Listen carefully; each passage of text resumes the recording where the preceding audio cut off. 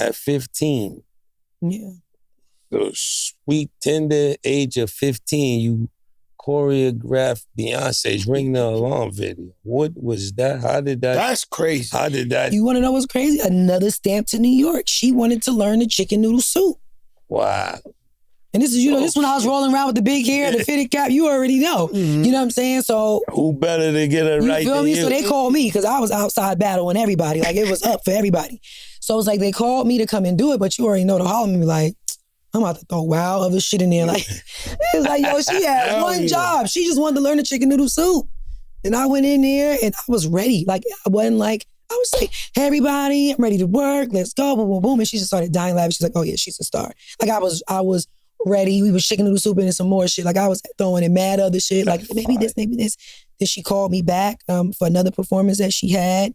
And, let me, help work on that. And, it just was amazing. But I'm also a sponge. I'm SpongeBob Square fucking pants. Like, I'm a soak in everything. I'm gonna take in everything. While So you was working. learning. So to be able to, work with her and it's like at that age, I'm taking in everything. But all of me is like, I understand aesthetics. And I was already 15 walking by dance groups like, nah, this need to be like this. Yeah, because if you look from here, it's just not, right. I ain't rolling. You feel me? Like I was bossy, but it was always for the best. Your hood, right? I don't know if you know, I started at 132nd and Park Avenue. Where?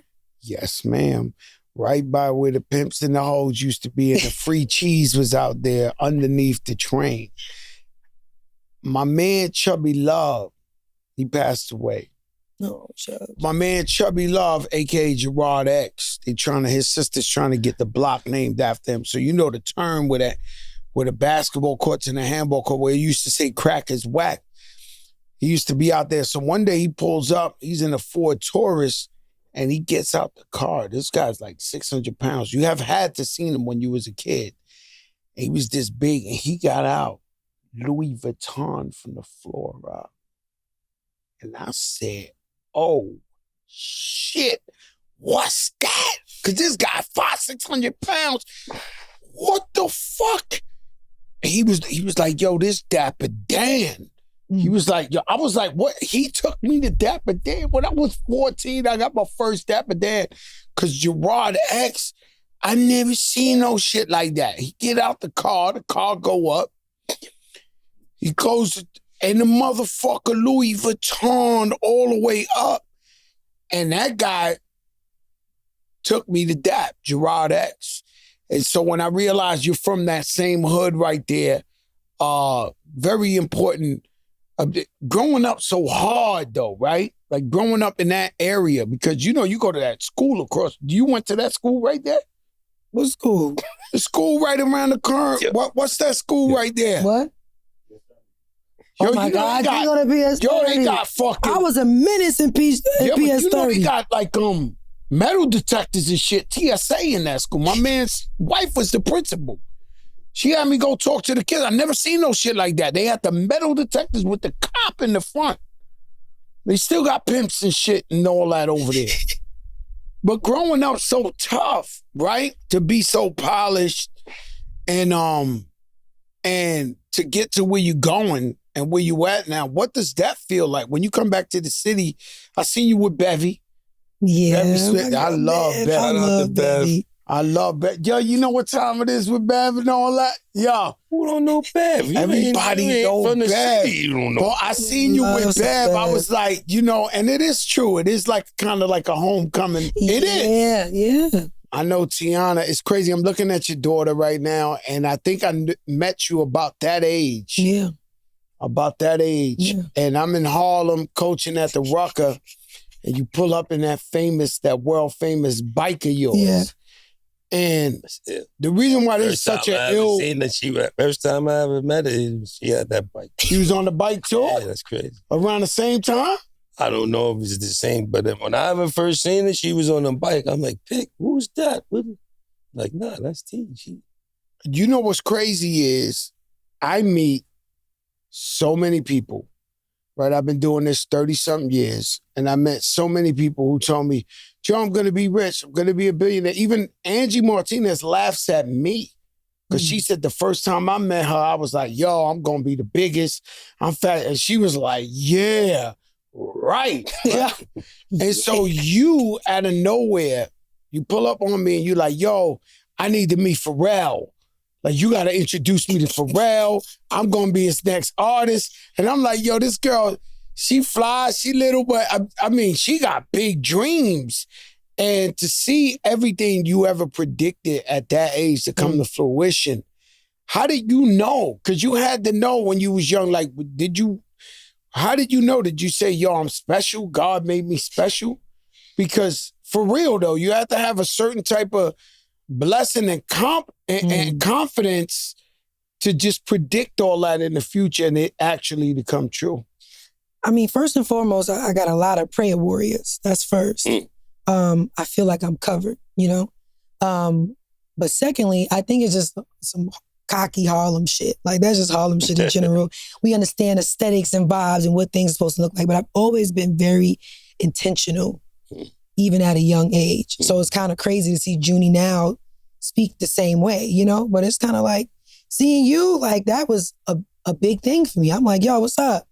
I know you in there, tell Pharrell and them, what we doing? And then she got with Pharrell. How crazy. That's crazy. Right. Yeah. It's safe to say she's good at everything. I'm a manifester. Anything she puts her hands on, it turns we call you a triple beautiful. threat, right? Because there's nothing you can't do. And was that ever a complication for, you know, an A&R, somebody to see your vision? Because you do so many things. Yeah. Was it hard to get the team to just get aligned with, like, all right, I want to choreograph this. I want to sing. I want to shoot. Act. I want to, like, people just like, yo, what the fuck? Like, not, everybody ain't built like that. Did you ever have that problem? I mean, it was a lot. And it was very difficult. And the way you breaking it down actually make me, like, want to, like, empathize with them for them a little bit, because no, real shit, because I never used to understand people like, they don't know what to do with you. What the fuck does they don't know what to do with me? I'm not trying to hear all that. Like, you, like, if I'm giving you everything, you're avoiding all the things you would pay for normal for the next artist.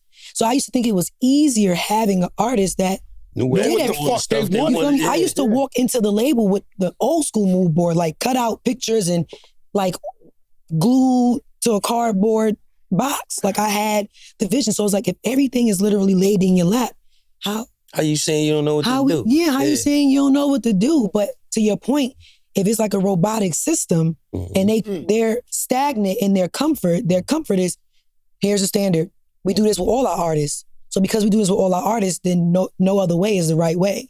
You know what I'm saying? And I dealt with it for a long time until I took that step back, because I do everything. So it's kind of like, again, when I seen you and when I took a step back from music, I went and I manifested the same thing, because I was definitely shoved in a corner on some, like, yo, if you retire, you boom, boom, boom, I don't think that's smart. I'm telling you, it's not. I'm like, I'm going to be a big director. Everybody's going to call me. I'm going to be a go-to director. I'm going to be a big actress. I'm going to protect other creatives. I'm going to pour into other creatives. Everything I said I was going to do, I did that. Did that. And did it superbly. Thank you. You know what I mean? Let's not forget that.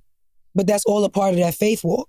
You know what I'm saying? Like, you know, I go to the casino with God. No doubt. I'm like, yo, what we betting on today? What we betting on today? Both of y'all with God in the casino. Well, not literally, but I'm just saying, it's like when people take bets elsewhere. People take gambles elsewhere. My gamble is like, Father God, what we doing? What's my purpose? Right. You know what I'm saying? When I'm ready to give up, like, why you keep pushing me? Why you keep pushing me back in? What's my purpose? You know what I'm saying? Like, I want to do everything. I don't want to be in a box. Okay, if you don't want to be in a box, show me you don't want to be in a box. You know what I'm saying? Keep praying.